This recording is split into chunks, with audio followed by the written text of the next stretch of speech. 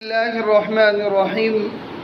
رمضان المبارک کا بابرکت مہینہ ہم سب کے لیے خوشی کا باعث ہے۔ اللہ رب العالمین نے اس مہینے میں بڑی برکتیں رکھی ہیں۔ روزہ اللہ رب العالمین کی ایک خوبصورت عبادت ہے۔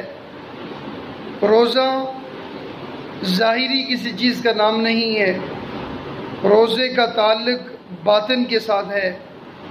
کوئی بھی شخص آپ کو دیکھ کر یہ نہیں کہہ سکتا کہ اس شخص کا روزہ ہے یا نہیں ہے۔ روزے کا تعلق صرف اللہ اور بندے کے درمیان ہوتا ہے، کسی دوسرے کو خبر نہیں ہوتی۔ لیکن مومن کی یہ نشانی ہے، مومن کے بارے میں یہ گمان کیا جاتا ہے کہ سارے مسلمان روزے کی حالت میں ہیں۔ اب روزہ ہے کیا؟ روزہ یہ نہیں ہے کہ انسان صبح سے لے کر شام تک بھوکا رہے، پیاسا رہے، اس کا نام ہرگز روزہ نہیں ہے۔ ہاں، روزے کی ایک حالت تو یہ ضرور ہے، لیکن روزہ اصل یہ ہے کہ انسان صبح سے لے کر شام تک بے حیائی سے، برائی سے، برے کاموں سے، غیبت سے، کسی کی دل آزاری سے اور دیگر گناہوں سے محفوظ رہے۔ گویا کہ انسان کی زبان کا بھی روزہ ہے کہ وہ کسی کے خلاف ایسی بات نہ کرے جس سے کسی کی دل آزاری ہو، اور کوئی زبان سے ایسی بات نہ کرے جو رب العالمین کی ناراضگی کا باعث بنے۔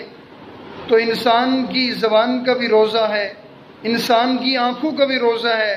انسان ایسی چیزیں دیکھے جو شرم و حیا والی ہیں، جن کا اللہ رب العالمین نے حکم دیا ہے، اور جن چیزوں کو دیکھنے سے منع فرمایا ان سے رک جائے۔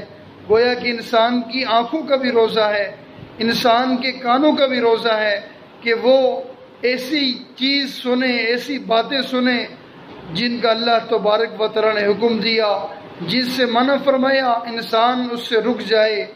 اس لیے انسان کے سارے جسم کا روزہ ہے۔